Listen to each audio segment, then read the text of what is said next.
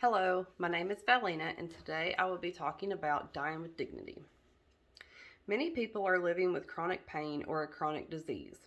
Chronic pain is a constant pain and lasts longer than 6 months.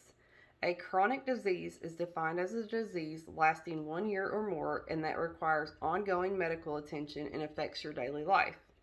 Examples of chronic disease are end stage cancers, Lou Gehrig's disease, Huntington's disease, Parkinson's disease, and Alzheimer's, just to name a few. People with chronic pain and or disease eventually will have to depend on family and friends or end up living in long-term care facilities to be taken care of. Many people will go the rest of their lives living this way, while others would rather choose to end their lives with dignity. I believe that assisted suicide or dying with dignity is a choice that people should be allowed to make.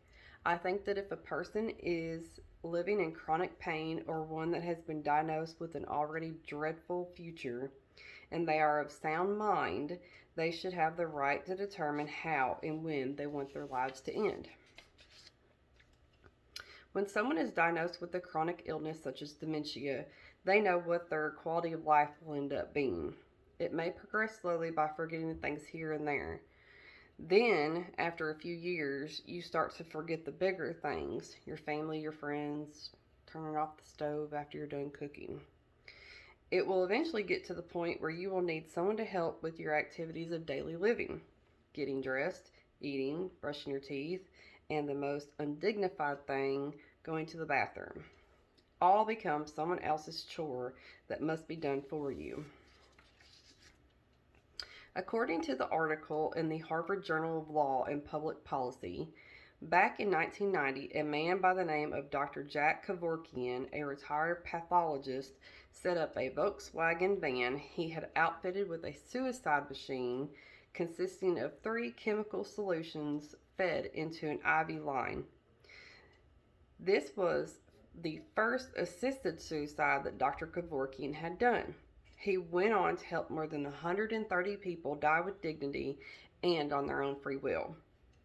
Further along in the same article written in the Harvard Journal of Law, Dr. Kevorkian sought to legalize not only the practice of aiding another in taking his or her life, but also the practice of intentionally killing another person motivated by feelings of compassion or mercy. Assisted suicide did not start with Dr. Kevorkian. In 1984, the Netherlands allowed some form of assisted suicide as an emergency defense under certain circumstances. In the United States today, Oregon, California, Vermont, Washington, Montana, and the District of Columbia have all passed bills allowing people the right to die. Of course, the Right to Die Act doesn't come without certain criteria.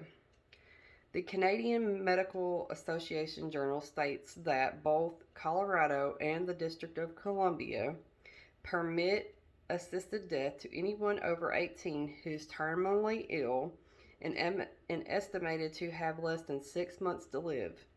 Patients must be considered competent to make the decision and to have asked for it voluntarily.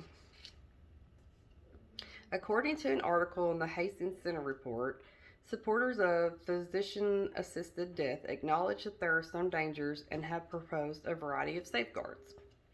These include second opinions of diagnosis, psych consults to ensure that the patient is of sound mind and is not suffering from a treatable depression, checks to ensure that the patient is both fully informed and not being coerced, and a cooling off period to ensure that the patient's judgment is a considered one. With these safeguards in place, the patient would be able to have plenty of time to debate whether that is something he or she really wants to do. I realize that assisted suicide sounds awful, but what's more awful is the fact that someone may suffer months or years with a terrible quality of life. And all for what? So, someone doesn't get their feelings hurt when Uncle Joe decides he's had enough of the pain, or when Aunt Sally doesn't want to be a burden to her family, nor does she want to wake up one morning and can't recall members of that family. The Right to Die Act is simply letting someone drift off to sleep without any pain or suffering, where they are able to end their lives the way they want to. Their right to die with dignity.